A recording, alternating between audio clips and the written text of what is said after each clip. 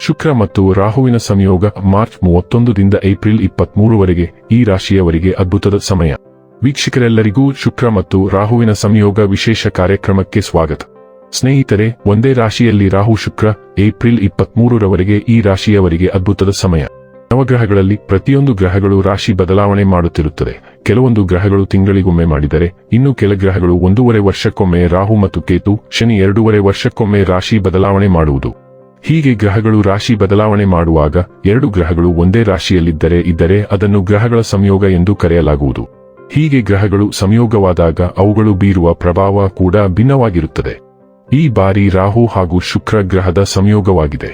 ಶುಕ್ರವು March 31 ರಂದು ಸಂಜೆ 4:31 ಕುಂಭ ರಾಶಿಯಿಂದ ಮೀನ ರಾಶಿಗೆ ಸಂಚರಿಸಿದೆ. ರಾಹು ಈಗಾಗಲೇ ಮೀನ ರಾಶಿಯಲ್ಲಿದೆ. ರಾಹು ನೆರಳು ಗ್ರಹವಾದರೂ ಶುಕ್ರನ ಸ್ನೇಹಿತ. ಹೀಗಾಗಿ ಈ ರಾಶಿಗಳ ಸಂಯೋಗ ಕೆಲವು ರಾಶಿಯವರಿಗೆ ಅದ್ಭುತವಾಗಿದೆ. ಇದರ ಪ್ರಭಾವ ಏಪ್ರಿಲ್ 23 ಇರಲಿದೆ. ಹಾಗಾದರೆ ಬನ್ನಿ, ಇಲ್ಲಿ ಮೀನ ರಾಶಿಯಲ್ಲಿ ಈ ರಾಹು ಹಾಗೂ ಶುಕ್ರ ಗ್ರಹದ ಸಂಯೋಗ ಇಲ್ಲಿ ಪ್ರತ್ಯೇಕವಾಗಿ ಮಕರ ರಾಶಿಯ ಜಾತಕದ ಪಾಲಿಗೆ ಹೇಗೆ ಸಾಬೀತಾಗಲಿದೆ, ಯಾವೆಲ್ಲ ಫಲಗಳು ಇಲ್ಲಿ ನಿಮಗೆ ಲಭಿಸಲಿವೆ ಮತ್ತು ಯಾವ ವಿಷಯವಾಗಿ ಇಲ್ಲಿ ನೀವು ವಿಶೇಷ ಎಚ್ಚರಿಕೆ ಹೊಂದಿರಬೇಕು ಅನ್ನೋದನ್ನ ನೋಡೋಣ.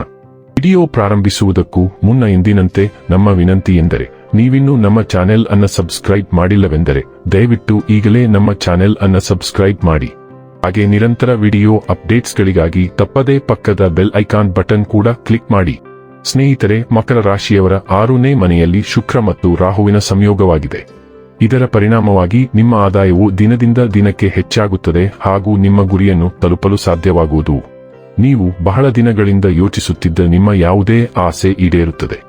ಈ ಸಮಯದಲ್ಲಿ ನಿಮ್ಮ ಬಾಕಿ ಇರುವ ಕೆಲಸಗಳು ಸಹ ಪೂರ್ಣಗೊಳ್ಳಲು ಪ್ರಾರಂಭಿಸುತ್ತವೆ.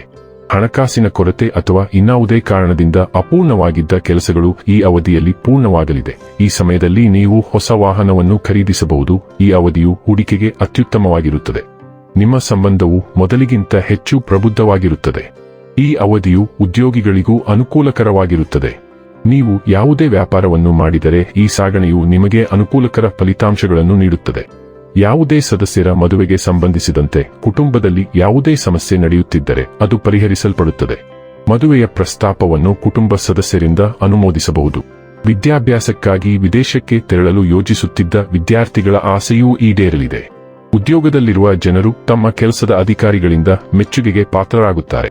ತಮ್ಮ ಬಾಕಿ ಇರುವ ಕೆಲವು ಕೆಲಸಗಳನ್ನು ಸಮಯಕ್ಕೆ ಸರಿಯಾಗಿ ಪೂರ್ಣಗೊಳಿಸುವಲ್ಲಿ ನೀವು ಯಶಸ್ವಿಯಾಗುತ್ತೀರಿ. ಕುಟುಂಬದಲ್ಲಿ ಶಾಂತಿ ಮತ್ತು ಸಂತೋಷ ಇರುತ್ತದೆ ಮತ್ತು ನೀವು ಸಹೋದರ ಸಹೋದರಿಯರಿಂದ ಸಂಪೂರ್ಣ ಬೆಂಬಲವನ್ನು ಪಡೆಯುತ್ತೀರಿ. ನಿಮ್ಮ ವೈಯಕ್ತಿಕ ಜೀವನದಲ್ಲಿ ಸಂತೋಷ ಹೆಚ್ಚಲಿದೆ. ಕುಟುಂಬದಲ್ಲಿ ಸಾಮರಸ್ಯ ಇರುತ್ತದೆ. ಪರಸ್ಪರ ಪ್ರೀತಿ ಇರುತ್ತದೆ. ಮನೆಯ ನವೀಕರಣಕ್ಕೆ ಗಮನ ನೀಡುತ್ತೀರಿ. ನಿಮ್ಮ ಮನೆಯ ಸುಧಾರಣೆಗಾಗಿ ನೀವು ಹೊಸ ಖರ್ಚುಗಳನ್ನು ಮಾಡಬಹುದು. ಆರ್ಥಿಕ ಜೀವನದ ದೃಷ್ಟಿಕೋನದಿಂದ ಈ ಅವಧಿಯು ಅತ್ಯುತ್ತಮವಾಗಿರುತ್ತದೆ. ನೀವು ಮಾಡಿದ ಹೂಡಿಕೆಗಳಿಂದ ನೀವು ಉತ್ತಮ ಆದಾಯವನ್ನು ಪಡೆಯುತ್ತೀರಿ. ಈ ಅವಧಿಯು ಹೂಡಿಕೆಗೆ ಉತ್ತಮವಾಗಿದೆ. ನೀವು ಯೋಜಿಸಿದ ಯಾವುದೇ ಕೆಲಸದಲ್ಲಿ ನೀವು ಯಶಸ್ವಿಯಾಗುತ್ತೀರಿ. ಈ ಅವಧಿಯಲ್ಲಿ ನೀವು ಮಾಡುವ ಯಾವುದೇ ಕಠಿಣ ಕೆಲಸವು ಖಂಡಿತವಾಗಿಯೂ ಫಲಿತಾಂಶವನ್ನು ನೀಡುತ್ತದೆ. ಅಲ್ಲದೆ ನೀವು ಹೊಸ ಕೆಲಸವನ್ನು ಹುಡುಕುತ್ತಿದ್ದರೆ ಅದು ಏಪ್ರಿಲ್ ತಿಂಗಳಲ್ಲಿ ಪೂರ್ಣಗೊಳ್ಳುತ್ತದೆ. ಏಪ್ರಿಲ್ ತಿಂಗಳಲ್ಲಿ ಹೊಸ ಕಾರು ಅಥವಾ ಆಸ್ತಿಯನ್ನು ಖರೀದಿಸಲು ನಿಮಗೆ ಅವಕಾಶ ಸಿಗುವ ಸಾಧ್ಯತೆಯೂ ಇದೆ. ನೀವು ಬಹಳ ದಿನಗಳಿಂದ ಯೋಚಿಸುತ್ತಿದ್ದ ಆಸೆ ಈಡೇರಲಿದೆ. ನಿಮ್ಮ ಸ್ಥಗಿತಗೊಂಡ ಕೆಲಸಗಳು ಸಹ ಪೂರ್ಣಗೊಳ್ಳಲು ಪ್ರಾರಂಭಿಸುತ್ತವೆ. ಹಣದ ಕಾರಣದಿಂದ ಸಿಲುಕಿಕೊಂಡಿದ್ದ ಯೋಜನೆಗಳು ಸಹ ಕ್ರಮೇಣ ಪ್ರಾರಂಭವಾಗುತ್ತವೆ. ಅವುಗಳಿಂದ ನೀವು ಆರ್ಥಿಕ ಲಾಭದ ಅವಕಾಶಗಳನ್ನು ಸಹ ಪಡೆಯುತ್ತೀರಿ. ನೀವು ಕುಟುಂಬದ ಸದಸ್ಯರೊಂದಿಗೆ ಕೆಲವು ಪ್ರಮುಖ ಸಮಸ್ಯೆಗಳನ್ನು ಚರ್ಚಿಸುತ್ತೀರಿ. ಮನೆಯ ದುರಸ್ತಿ ಕೆಲಸವನ್ನು ಸಹ ಪ್ರಾರಂಭಿಸಬಹುದು. ಉದ್ಯೋಗಸ್ಥರಿಗೆ ಅದೃಷ್ಟ ಒಲವು ತೋರುವುದರಿಂದ ಅವರ ವೃತ್ತಿಜೀವನದಲ್ಲಿ ಉತ್ತಮ ಏರಿಳಿತವಿರುತ್ತದೆ. ಆದಾಯದ ಹೆಚ್ಚಳದ ಜೊತೆಗೆ ನಿಮ್ಮ ಸ್ಥಾನವು ಹೆಚ್ಚಾಗುತ್ತದೆ.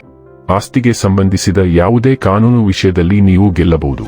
ವೀಕ್ಷಕರೇ, ಇದಾಗಿತ್ತು ಮಕರ ರಾಶಿಯ ಜಾತಕದವರ ಶುಕ್ರ ಮತ್ತು ರಾಹುವಿನ ಸಂಯೋಗ ಫಲದ ಮಾಹಿತಿ ಇಷ್ಟವಾದರೆ ವಿಡಿಯೋವನ್ನು ಲೈಕ್ ಮತ್ತು ಶೇರ್ ಮಾಡಿ. ಜೈ ಶ್ರೀರಾಮ್.